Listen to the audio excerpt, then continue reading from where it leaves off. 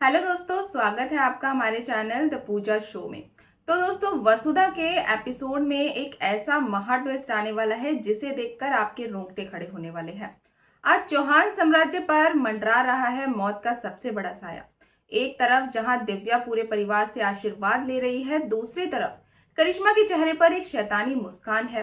करिश्मा मन ही मन सोच रही है कि आज दिव्या के साथ साथ पूरा चौहान परिवार हमेशा के लिए खत्म हो जाएगा और इसके बाद वो अविनाश को अपने जाल में फंसा लेगी। इधर बेखबर देव वसुधा को दिलासा दे रहा है कि मां चंद्रिका जल्द ही उसे अपनी बहू के रूप में स्वीकार जरूर करेंगी। लेकिन कहानी में ट्विस्ट तब आएगा जब पूजा के दौरान वसुधा की नजर एक गुंडे पर पड़ जाती है। वो देखती है कि एक अजनबी शख्स चंद्रिका की तरफ बढ़ रहा है और उसने अपने पास एक धारदार चाकू छुपा रखा है। वसुधा का दिल बैठ जाता है। वो तुरंत दौड़कर देव के पास जाती है और कहती है, देव, हमारी फैमिली के खिलाफ बहुत बड़ी साजिश हो रही है। यहाँ एक नहीं बल्कि कई गुंडे छुपे हुए हैं। देव बिना वक्त गवाए चंद्रिका को आगाह करने के लिए आगे बढ़ता है, लेकिन गुरुजी उसे रोक देते हैं क्योंकि चंद्रिका इस वक्त पूजा में पूरी तरह से लीन है। और तभी करिश्मा गुंडे को इशारा करती है चंद्रिका पर हमला करने के लिए। गुंडा पूरी ताकत से चंद्रिका को मारने के लिए दौड़ पड़ता है। वसुधा चिल्लाती है, देव, और ऐन वक्त पर देव उस गुंडे का हाथ पकड़ लेता है।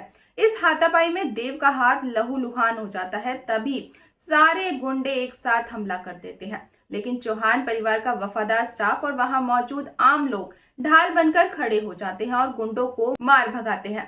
तभी करिश्मा वहां से भागने की कोशिश करती है, लेकिन वसुधा उसे रंगे हाथों दबोच लेती है और खींचते हुए चंद्रिका के सामने ले आती है। करिश्मा को लगता है कि मयूर और सारिका उसके साथ है, लेकिन मयूर पासा पलट देता है। मयूर गरजते हुए कह देता है कि करिश्मा, तुम इतनी बड़ी बेवकूफ हो जो तुमने जो सोचा कि मैं अपने परिवार को धोखा दूंगा। चंद्रिका माँ ने मुझे अपने बेटे की तरह पाला है, मैं उनके लिए जान भी दे सकता हूँ। अब शुरू होता है चंद्रिका का असली न्याय।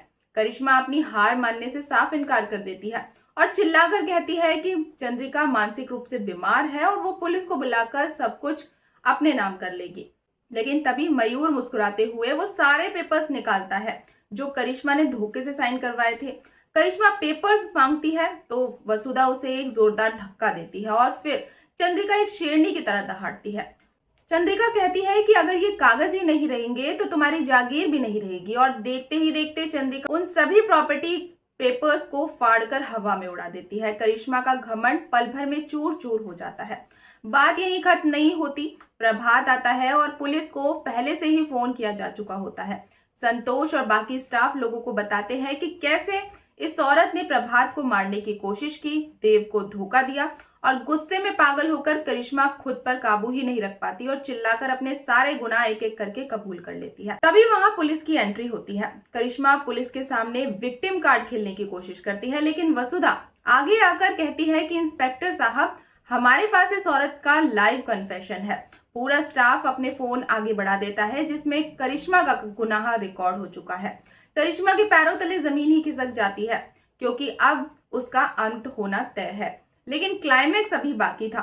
संतोष अविनाश का बदला लेने के लिए दिव्या से कहती है कि इसे कुत्ते का पट्टा पहनाओ। करिश्मा वहां से भागने की कोशिश करती है, लेकिन वहां मौजूद गुस्साई जनता उसे दबोच लेती है और उसकी सरेआम जमकर धुनाई की जाती है।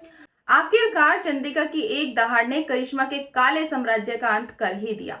आगे क्या होगा? क्या चंद्रिका अब वसुधा को अपनी बहू मानेगी?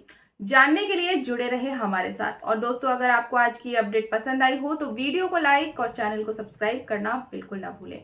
मिलते हैं नेक्स्ट अपडेट के साथ, तब तक के लिए गुड बाय।